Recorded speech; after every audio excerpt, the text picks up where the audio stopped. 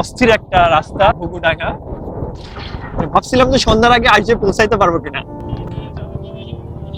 আসসালামু আলাইকুম, আমি রাব্বি অনেকদিন পর ঢাকা থেকে আসছে, তো তাই ভাবলাম যে দুজন কোথাও ওকে ঘুরতে আসি। তাই রাব্বি আর আমি আজকে ফ্রাইডে দুজন মিলে বের হয়ে গেলাম সেই ঘুঘুডাঙ্গা। এটা হচ্ছে সম্ভবত নওগাঁর ভিতরে সেই বিখ্যাত ঘুঘুডাঙ্গা। অনেক তপস্যার পরে, মানে অনেক জার্নির পরে আমরা সেই ঘুঘুডাঙ্গাতে 4 ঘন্টা জার্নির পরে আমরা ঘুঘুডাঙ্গাতে এলাম।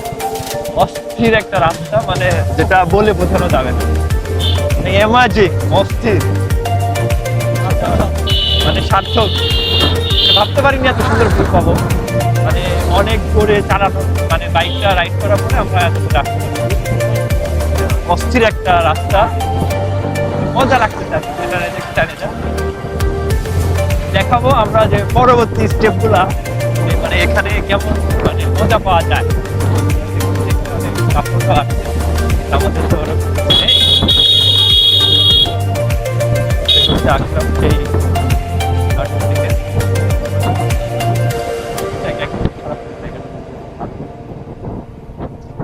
ঘোরার মতো আর কি, গাড়ি হিসাবে একটু বেশি লোক হবে।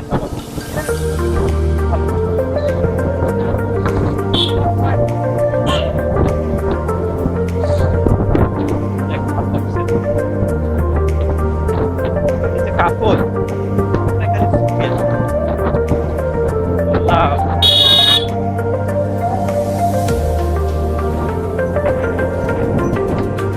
মজা লাগছে।